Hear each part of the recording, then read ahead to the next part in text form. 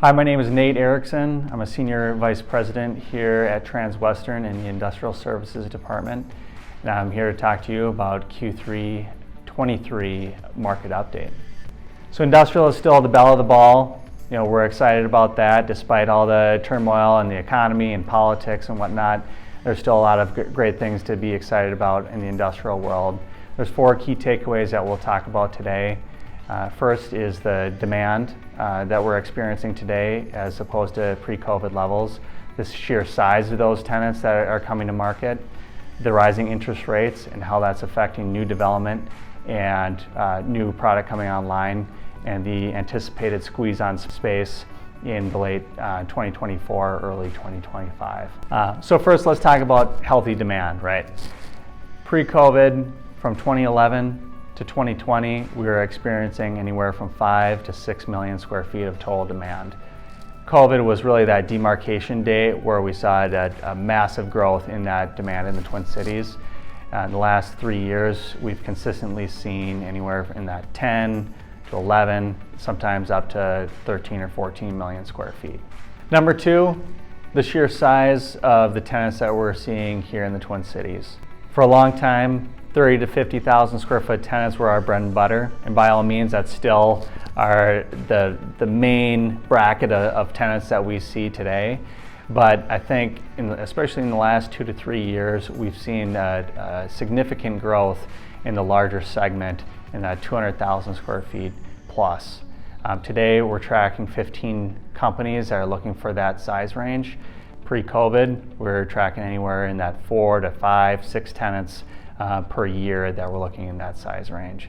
And the challenge with that, and we have a great example that we were able to capitalize on, is those types of tenants, they don't have 18 months to wait around for space. They need space 6 months from now, 9 months from now. We actually had a great example earlier this year down in Lakeville with a food manufacturing group, at least 360,000 square feet. Fortunately, we had a client that had the willingness to go through the full entitlement process, get that building designed, and we were able to meet that client's needs within a year's time, which is absolutely unheard of. The third is the rising interest rate environment. It's affecting all product types, all businesses. It's making a lot of things very challenging. Where we're seeing that manifest itself is in the new construction, new development realm. So with rising interest rates, developers are having to look at their 4 different levers that they can pull, essentially. Their construction costs, their land price, their costs to get a deal done, and also what their lease rate is. And so there's very limited things that they have in their control, but one of them is those lease rates. And so we're seeing a significant rise in those rates, anywhere to from 10 to 12% year over year rent growth. And that's really for tenants, it's unfortunate because it's always a rude awakening when they come to that lease expiration. They're looking to renew and they get hit with a sizable increase, but it's just it's the nature of the beast today and something that we have to deal with. And finally, number 4, the big squeeze on space.